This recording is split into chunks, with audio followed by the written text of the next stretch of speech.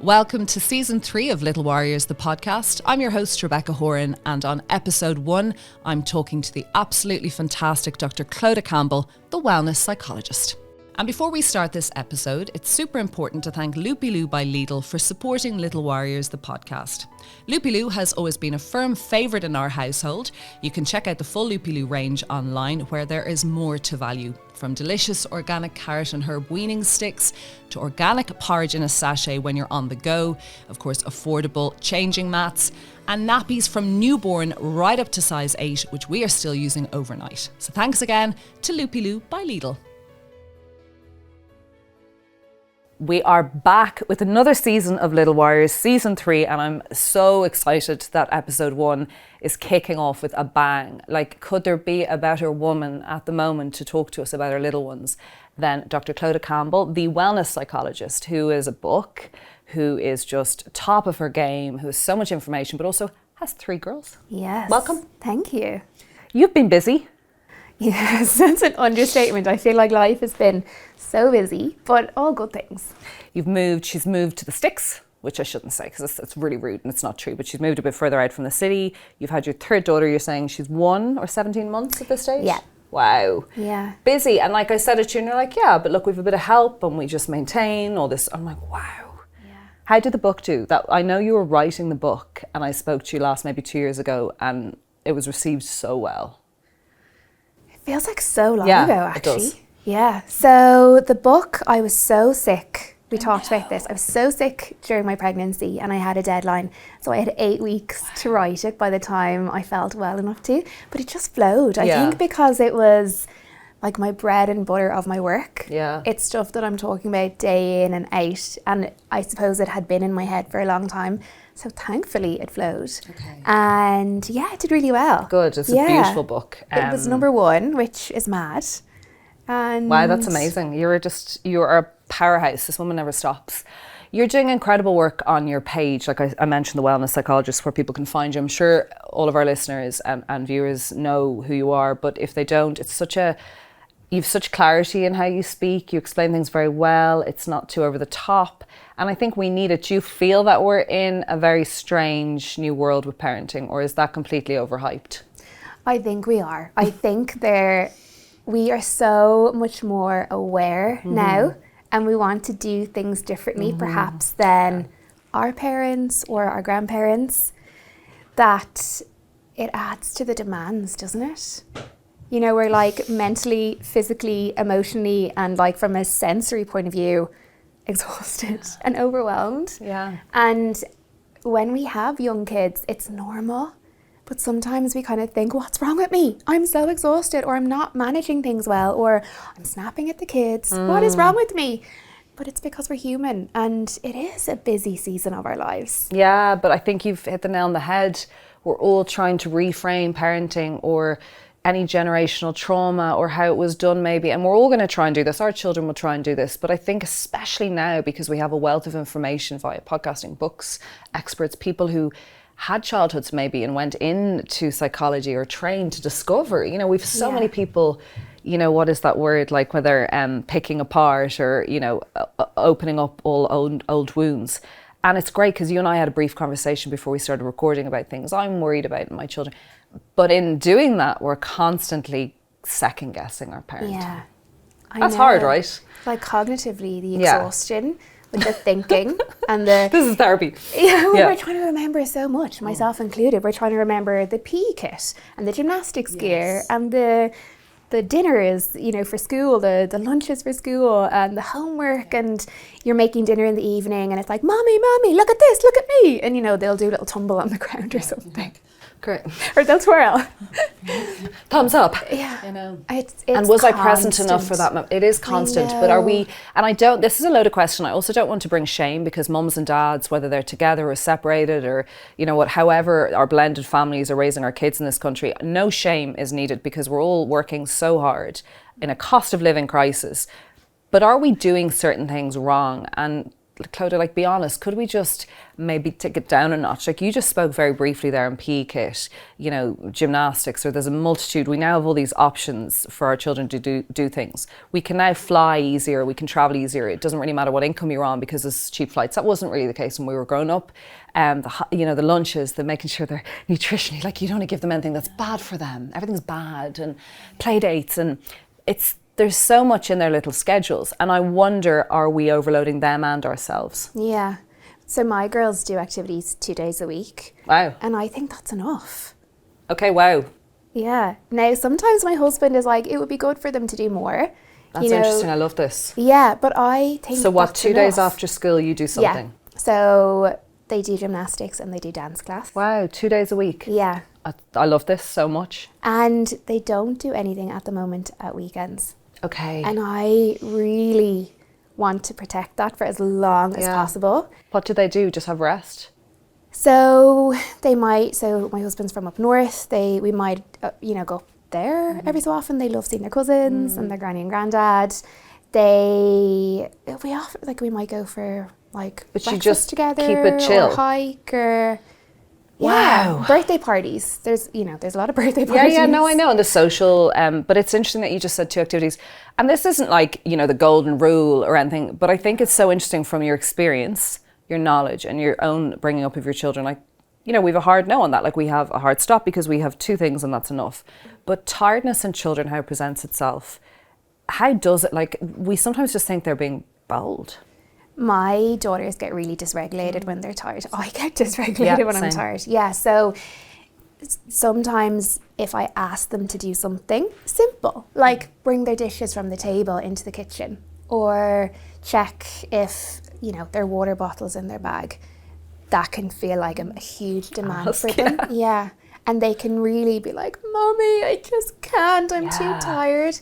And I think that's a message that they're exhausted and they don't have the capacity or the energy within themselves. I don't know if you've ever heard of the idea of the spoons. No. So for example, you might have 10 spoons a day. Yeah. And for the kids, if we're focusing on them, they might use up 1 spoon in PE. You know, that's tiring. So 1 spoon goes in the dishwasher. Yeah. Then they might use up another spoon in, I don't know, their maths class. They might use up another one in art. So they go through the spoons that they have available to them during the day. Then they might use up another one in gymnastics later on, or in the schoolyard if something maybe tricky happens. If they might use up a spoon when they are saying goodbye to you in the morning, because that separation might be hard for them. So by the end of the day, when they're coming and they're saying, I can't, it's just too much for me, they've no spoons left. Or, you know, no petrol in the tank. Yeah. And sometimes it's just about giving them grace in that moment. Okay. And also maybe, you know, saying to them, you're really tired, aren't you? Like helping them to understand how they're feeling. This is why you feel. Yeah. So it's not like, oh, she's not helping with the dishwashing bowl. Because I think we react quickly to what they're, but I love the spoon analogy, because you're right, even just an upset in a friendship group or responding to a teacher, or everything is losing a lot of positive energy. And something else that you might know about is that evening thing of, I'm hungry. And I was reading about that today, how that's an ask for something else. It's an ask for attachment, because hunger can be the biggest form of comfort. Do you know when it's like 7 or 8 and it's like, you couldn't be, and I'm like, you couldn't be hungry. Yeah. And does it delay bedtime? Yeah, it's a delay tactic. Yeah. And we get it a lot with our littlest one, who I think is just like, just as you're like, bedtime, teeth, and we're going to have calm, it's like, but I'm hungry. And I get so triggered by that. I'm like, but you're not, because you've had snacks and you've had this, and I don't want to overfeed you so your tummy's sore, and I don't want you to go to bed wired, and I have all these notions. And also your spoons are gone at that stage. My spoons. I have no forks, spoons, knives. I've no cutlery in the set. And I'm like, just go to I do a lot of this, like, just go to sleep. But it's funny, someone was saying to me, just give them a little bit. And they don't even really want it, but it's an attachment, or it's a, I don't know, like, let them bite the apple and they won't really finish. I don't know. It's a separation thing. And it's like, how can I continue this connection before we separate? Oh my God. That's what it is. But I find that part of the day hard too. Okay, good. And she's an angel, so. I am by no means an angel, but there's no petrol left in my tank at that time either. And it is stressful. It's stressful getting everyone Do they to all bed. want you for bed? I know you have a bit of help with childcare and obviously your husband, but do they all kind of want you for bedtime? Like I think girls sometimes... So in our house, we tend to do it that one parent will look after the older two, and then the other one will... Now, Emmy, the baby, kind of might be with us when we're doing the bedtime story and stuff, and but the other will just kind of get her to bed. Yeah. Which, she's easy. Divide and conquer. She Okay. is so easy. Okay. Yeah. Wow. Okay. And then we kind of take turns. Okay. You know, so last night I had yoga, so Paul was... And they're fine holding the about that. fort. They're happy to go to bed for him. Because I find bedtime is such a trigger for mums in this country and dads in this country. You know, you're probably a great woman for routine and regulation, keeping things ticking, yes? I do think that routine is great because it feels very safe for their brains. So they know what's happening, they know what to expect, they feel very safe in it. And I'm quite, like, bedtimes, I quite stick to bedtimes. Yeah, same. Whereas, you know, if you say to the girls, what time do you go to bed? My 8-year-old will say, it depends who's doing bedtime. If it's mummy, it's, 8 o'clock. If it's daddy, it might be 8:30. Yeah. If it's granny, it could be closer to 9. Loose, yeah. Yeah. So, but the thing is, I know that they need their sleep. Yeah, I know. And I know So what badly. they'll be like the next day. I often say to my 8-year-old, you're going to be so tired tomorrow. And she's like, and I said, remember this morning where you didn't even want your you couldn't eat your Weetabix and you didn't want to go. And she's like, yeah. And I was like, you don't want to feel like that. And actually, she loves her sleep. She's got a beautiful way of now saying to me, I want to go up to bed. And I'm like, really? She's like, yeah, I'm done. My day is done. Yeah. It's the littlest one. And I think that's quite common and normal. And it's not like a major thing, but I do find myself. And then I do an awful thing where I always think no screens around your little ones, but I'll get my phone and start doing my emails while I'm trying to get her down. And she's like, you know, and this is for many parents, she's like, I don't want your phone in my face. And like, why would she want my phone? This is just learning. But you're so much guilt, though. But you are doing that because you feel like you have so many demands on your shoulders. Yes. Like you're doing your best. The ticker tape. Yeah. The to-do list is all tabs are open. Yes. And that's so you're not doing that because you don't care about her. No, it's you're just doing work. that because of the demands that are there and the pressure that you're feeling. Thank you for that. So give yourself some credit, like. No, I'm not on Instagram posting my outfit of the day. Like it's usually just, regulating, do you have a system whereby if a client comes to you or even your own children, you have a wonderful way, and I just love your feed for this kind of stuff, to get us to a better, to a kind of equilibrium? So I always talk to my clients to explain what a nervous system is. Okay, great. And how it works. Okay. And what's happening in our body when we're dysregulated. Yes. So to explain it to them. And Great. I can't tell you the amount of times that I'll have this conversation with somebody and their eyes will widen and they'll be like, oh my God, this makes so much sense. Why have I never learned this before? Wow. Like I remember really clearly having this conversation with this gorgeous client I was working with. She was in her late 30s. She had a thriving business, had won awards for it, like really clever, really business savvy, really smart. Mm-hmm. And when I broke it down for her, she's like, this is life-changing understanding this process. Okay. So that's a massive part in it. Another thing is, I always say to my clients, like, do you understand why we experience emotions and what the function of them is? I don't sometimes. Sometimes I'm like, what is this? Is it the day or food or hormones? And then someone will... So no, I don't often understand why we're having an emotional reaction. And then even if we as parents then teach that to our kids as well. Yeah. So for example, if someone's feeling angry, like what's the function of that? Why are they feeling angry? Yeah. Anger is protective. Okay. So it helps us to recognize how we feel in a situation or in a relationship with another. Mm-hmm. And if the kind of what's happening feels respectful, unsafe, if it feels, good to us, or if it's something that we don't want to experience anymore. That's interesting. I love that. Yeah, so having that knowledge will help us in our understanding of ourselves, but also for our kids. Wow, okay, I love that. I love why our reactions are dictating from something else. The nervous system, why is it so on fire sometimes for some people? Are we all born differently with different nervous systems, or is that too simplistic? We all have a different baseline. Okay, really? Yeah. Wow. So say, for example, for me, I'm highly sensitive. Anxiety has been present in my life for a long time. But is that who you are, or is that from stuff that's occurred, or are we all born the way we're born? I think it's both. Okay. Yeah, I think it's nature and nurture. Okay. And experiences and trauma. Mm-hmm. But I remember one time my husband saying to me, what does anxiety feel like? And I was like, God damn Wow. you. Yeah. Wow. I know. That's hot.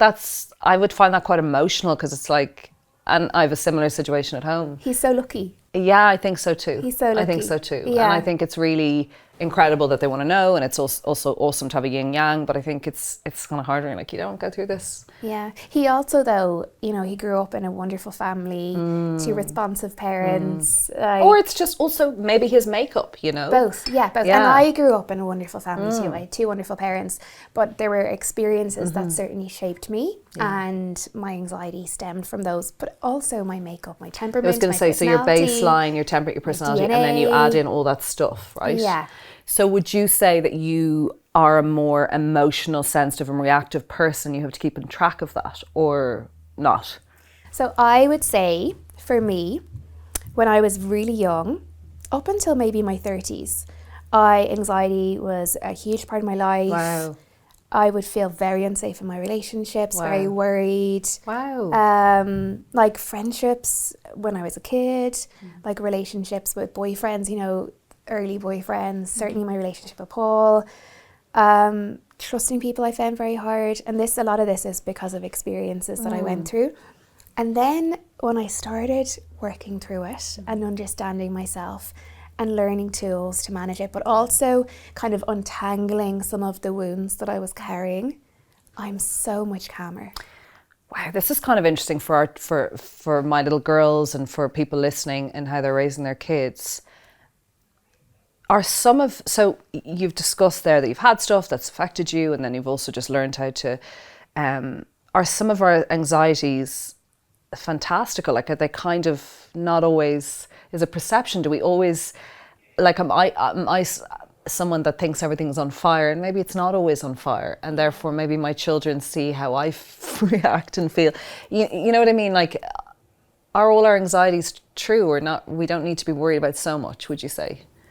So we all experience anxiety, even though Paul asked me, what does anxiety feel like? He goes through it, but just in a different... Yes, and his anxiety, like his baseline would be different, obviously, to mine. So he maybe would be down at the lower end. And when I was younger, mine would have been higher.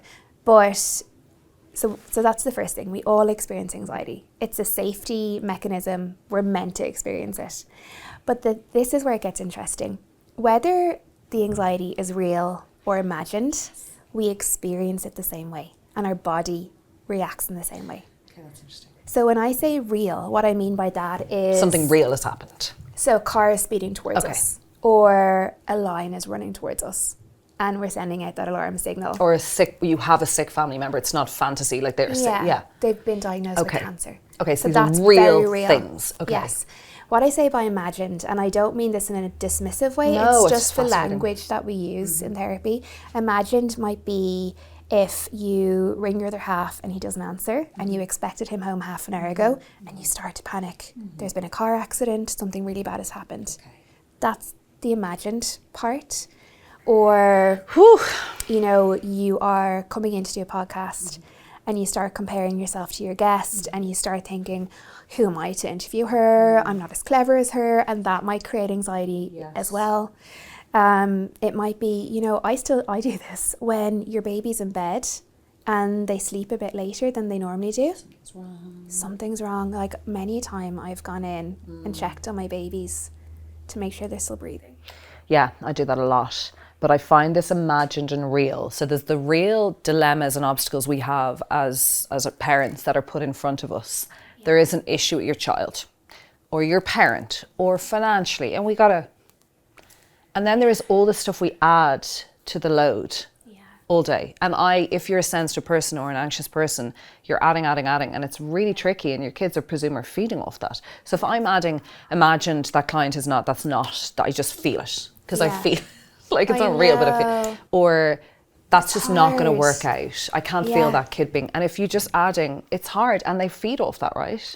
And the thing is, so what happens for us in our bodies is that whether it's real or imagined, an alarm signal will go off in our brain, and our brain responds to that. So it sends out stress hormones, cortisol, adrenaline, and there's a reason for this. It's functional, because our brain wants to prepare our body to save us from the threat. Okay. So if there's a car coming speeding towards us, our brain is going, danger, danger. Yes. It's releasing stress hormones, cortisol, adrenaline, and then every single part of our body starts to prepare to keep us safe. Wow. So our breathing quickens because we want to take in more oxygen so that we can send oxygenated blood around to our muscles so that we can flee from the danger. Okay.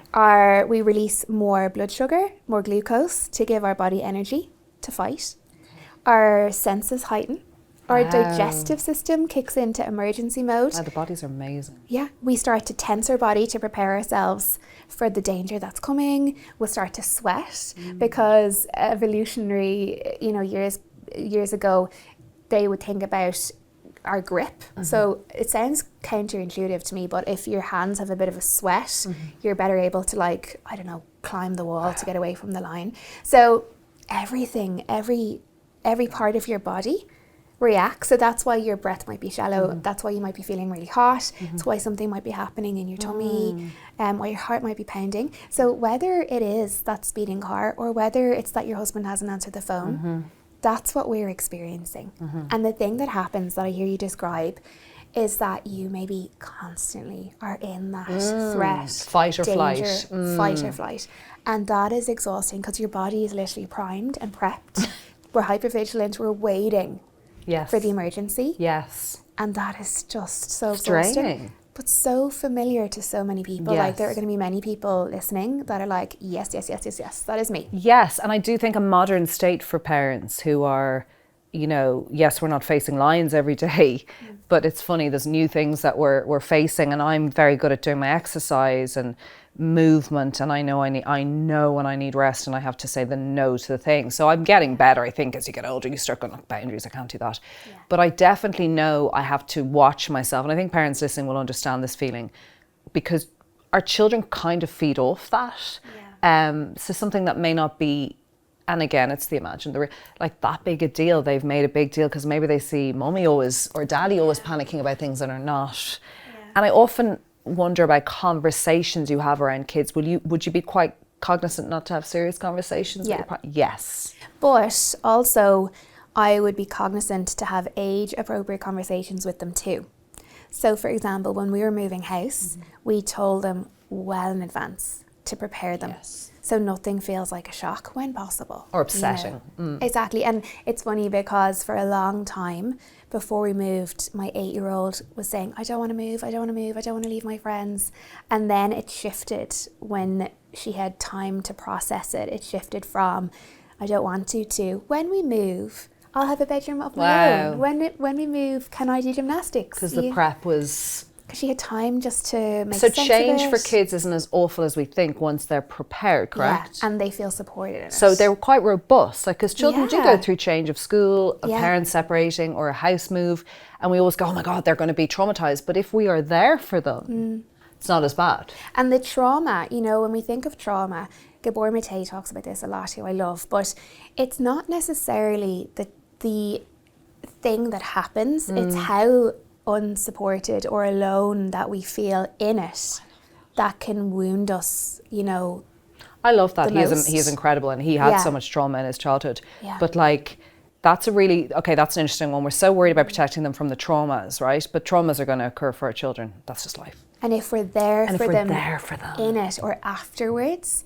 So with my daughters, if they, if they're like, I'm really angry that we moved from Dublin, I miss my friends. Like I will create, not always because I'm not perfect, but I will try to create space for that with them to validate how they're feeling. Like, I get it, darling, I know. It is really hard. And what can we do to help you with that? Let's organise a play date. Yeah. Let's get into the city more. Anxiety in children, it's something that is cropping up a lot. And I know Dr. Coleman knocked on, he was like, I'm so concerned about this.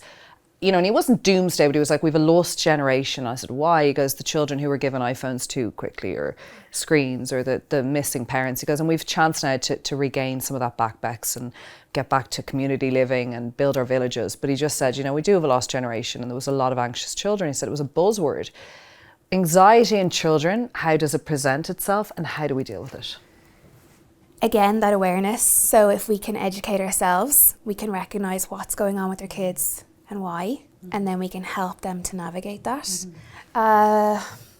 Again, sometimes it's just, for me, when I was anxious growing up, when I made sense of that in therapy, as I got older, I attached a lot of that to my early experiences. And now I see in my 8-year-old that actually she's very like me, and she has quite an anxious disposition as well. What is anxiety in a child? Is it very much like how we're anxious? Like, is it emotions? Is it sensitivities? Is it similar? Sweating? Is it all that stuff? Yeah, all that stuff. But how she will express it is, you know, I'm worried about something. Worried, yeah. I'm worried.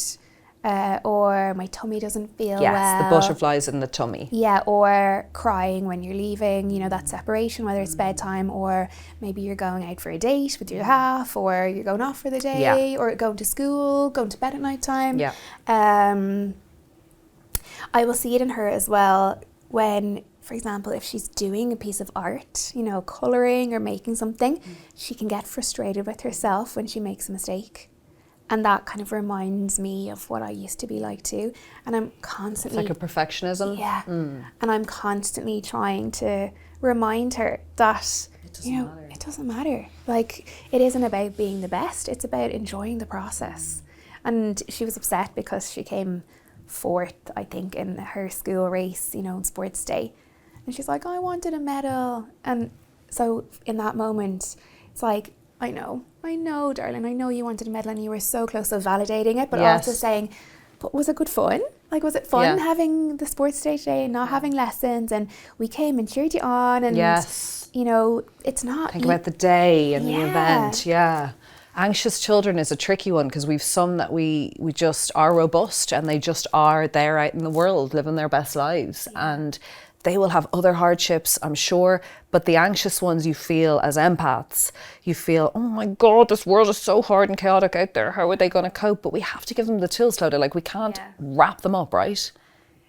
No, I wish. And it's hard. And I think it's hard as well because I can see myself in her. So it's like a double whammy. It's like I see it for her, but I also know what it's like. And also sometimes which is really good, though. Yeah, triggering, but also you yeah. can... I agree, it is triggering sometimes, like, for God's sake, come on, we have to all be stronger, even though I'm like, that was me. But I think also great because it's a mirror, and it's also, I can help you because I wish this had been said to me. Yeah. You know, that kid saying that to you, I would have probably been told, you be grand. Yeah. Buck up.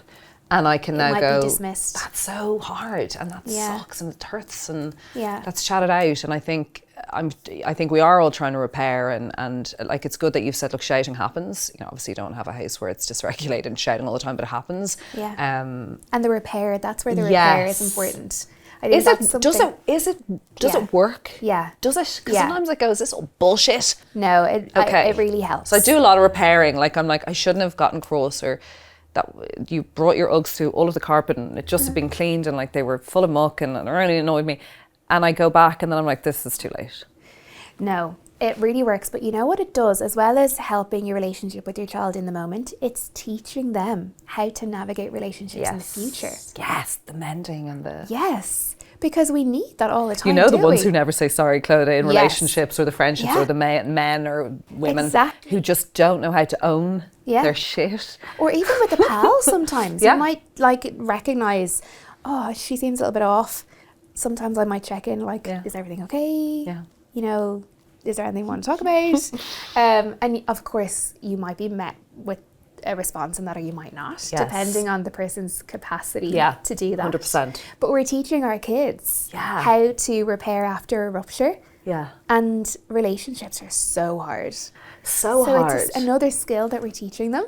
Yeah, that's interesting. Okay, repair. I'm really glad you've said rupture and repair. Obviously, you don't want to be doing it 24/7, lads. But like, if there's that feeling, and even the next day you can go, look, I was really snappy. Yes, I was tired. It's not your fault that I was reactive. But a teacher was telling me recently about my child, how the teacher was dysregulated because the class before had been a nightmare. Yeah. And she said to put one of them out, and she just said she felt upset heading into this class. And my girl, and I was kind of like proud because we're all about chatting and the touch. My girl went into that. Up to that teacher, knowing she was off, and come on, everyone get there, you know, knowing she was off, and gave her a little squeeze and started petting her arm. And she goes, Rebecca, it was out of... And I said, I know we do a lot of touch to get our emotions. And she said, well, it was the kindest, the fact that she, could see I was off, that I was a bit sad actually and a bit cross. And she just said, are you okay? And I said, well, do you know what? If that's all I've done, that is it. Yeah. But it's sweet. And I think it's good to show them how to be empathetic in a world where we have a lot of mad people. And I don't know about your girls, but I hear my children say full sentences that are a repetition of what I've said. Great. And sometimes it's great, and sometimes it's like... It's swearing, it's like, not so great. We were in the car recently and my 5-year-old said, Jesus, Daddy. Yeah. Oh, I get a lot of, what the heck? And I'm like, it wasn't for me. And I'm like, that was totally for me. Somatic, this is a word, buzzword as well. What does it mean? And you've applied it, like you have a beautiful video up recently of somatic, I don't know, was it regulation or something? This is the expert, I don't know. But what does that mean? So somatic therapy or somatic movement, somatic work is about connecting mind and body. Okay. So soma, which is the origin of the word somatic, is the Greek word for body. Okay. And you know, when we are in our head a lot, we're overthinking, we're worrying, we're trying to keep on top of everything we need to do, all the responsibilities, all the to-do list. Maybe you're upset because something happened earlier in the day. We're in our head and often we're disconnected from our body. Mm-hmm. So you might lie down in bed at the end of the day and you might think, oh God, my shoulders actually feel really tense. Mm-hmm. Or I have a sore back, or like, what's going on with me? And somatic work is trying to recognize what's happening in our body because of what we're experiencing or because of an earlier experience. Okay. So for example, if I have a client with me, or you could, you know, talk to your kids in this way too. If a client is really sad or really angry and she's talking about it, and maybe it's something that happened in her early childhood, I will say to her, okay, so take a second, drop into your body. What's happening for you? Is there any sensation in your body anywhere? So it might show up in their chest, in their tummy, often it does. It might show up tense shoulders. Or the jaw. Or the jaw, exactly. So then we might take it a step further and talk about, well, what does it feel like? If you were to put an image on that sensation, what image comes to mind? So it could be like a really heavy black rock, or it could be, you know, a swirling sensation, or like a hurricane, or like a knot. Yeah. And then we might think about, okay, well, what does that need to help it shift for you? Mm-hmm. And even if it's just like 1%, to make it 1%, you know, less fiery or less heavy. And, you know, in that instance, it might be breathing into it. It might be placing a hand on your heart or on that place in your body and just sending it some compassion and love. It might just be recognizing it and sitting with it and honoring it and not even doing anything with it. Or it might be getting up and moving, like, you know, so... Releasing it. Exactly. So moving that energy that you're carrying in your body. So it might be shaking your body. It might be, you know, sometimes it feels really nice just to circle your shoulders. Yeah. Let your shoulders drop. Yeah. Unclench your jaw. Yes. So I was at a somatic workshop recently where the facilitator had us all, and it started really slowly, so it felt quite safe. She had us all dancing by the end of it, like we were little girls, and it was gorgeous. So freeing. That was the word that stayed with me. But it's also a shift in energy, Clodagh. Like, that is so beautiful. And what you've said there, I'm like, yes, describing it, giving it an image nearly, like discussing that if you've time. But also, it's a shift in energy. I often find when things in the house are a little tense or cranky, the word cranky, it's like putting on a song. Or moving around, or teasing each other, or being playful, or that energy shift. I cannot tell you, like, even just recently, when there is, you know, darker moods in the morning because we're tired and the weather is still bad and everything's so bad, and we verbalize it's miserable, it's bad. If you keep saying it's miserable and what a bad day, kids are like, it's a bad day. And just that movement and music, I find, is really helping us in the mornings stay motivated. And but also it probably brings in that connection piece as well. So you may be dancing together and holding hands, we're looking at each other, twirling around, and which completely shifts the energy and helps them to feel safe. Yeah, and regulates their nervous system. Oh my God, it's the regulation, it's moving out of, it's like as adults, you know, getting your run in or your gym, or if that's yoga, or just even sitting on the couch, like you said. I don't want to let you go, but I know I have to. But I wanted to know, is there an overarching, and this is such a like, oh Rebecca, that's a bit of a like top tips, but is there an overarching thing as families we can do to have a calmer household? Like, is there something, I mean, I love even just at the top of this, like, we just don't overbook or overfill our schedule. We just don't. Slow things down, pare things back. Okay. Absolutely. The regulation. So if we can regulate ourselves and if we can work on regulating ourselves, our kids are going to benefit from that. And there's this thing called co-regulation. So young children regulate from us before they're able to do it for themselves. Okay. So if you imagine, you know, your youngest daughter, she's really upset about something. If you imagine just giving her a little cuddle, and they kind of, maybe they're really, you know, frantic at the start, but they'll kind of slow down and their breath will slow down and then they'll soften into you.